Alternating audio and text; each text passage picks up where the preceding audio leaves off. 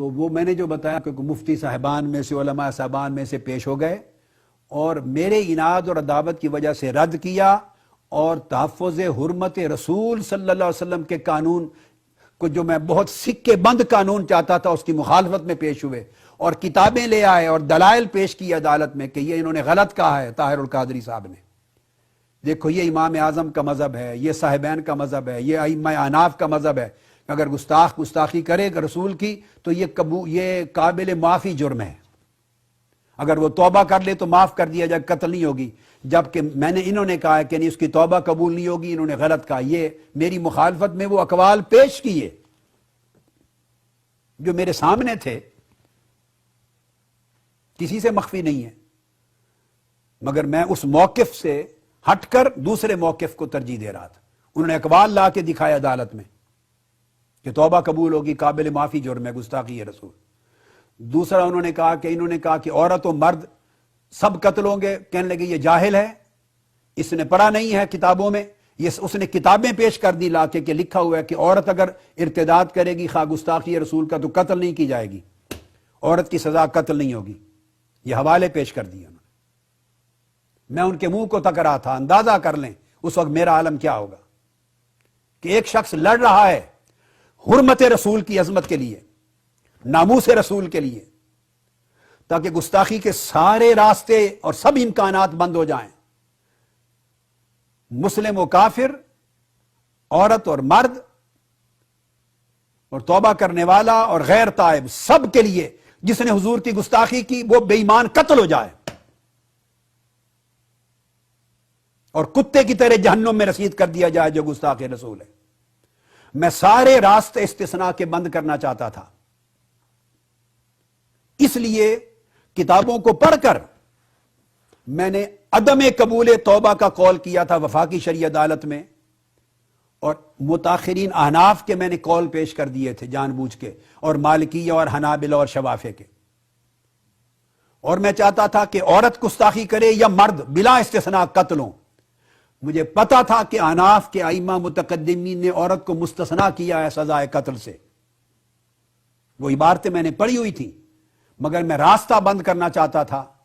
کیونکہ میری یہ تھا کہ مسئلہ صرف فقہ کا نہیں ہے، مسئلہ عقیدہ کا بھی ہے،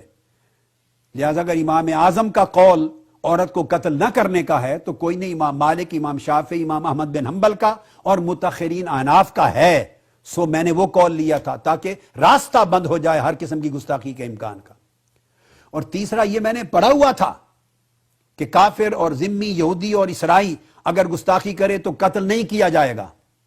احناف کے متقدمین کا یہ قول بھی ہے، آگے میں دلائل دوں گا آپ کو۔ لیکن میں چاہتا تھا اگر یہ راستہ کھول دیا میں نے استثناء کا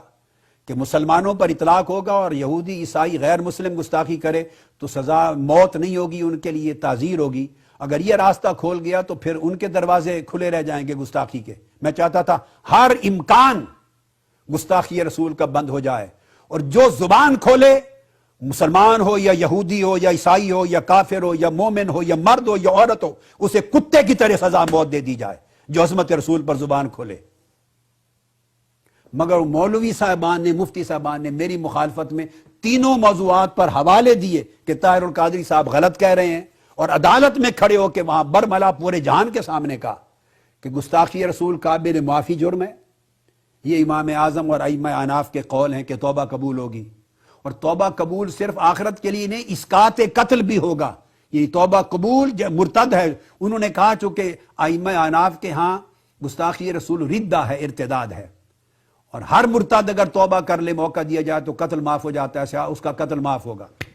یہ دلائل لا کے دیے، کتابیں دکھائیں،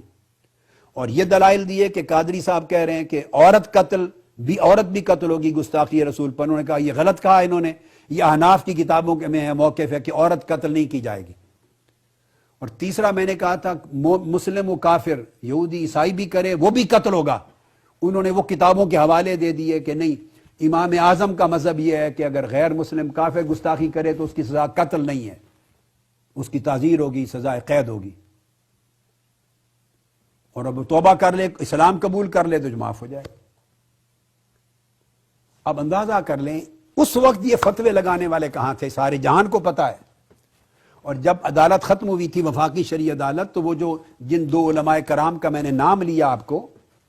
حضرت مفتی شجاعت علی قادری صاحب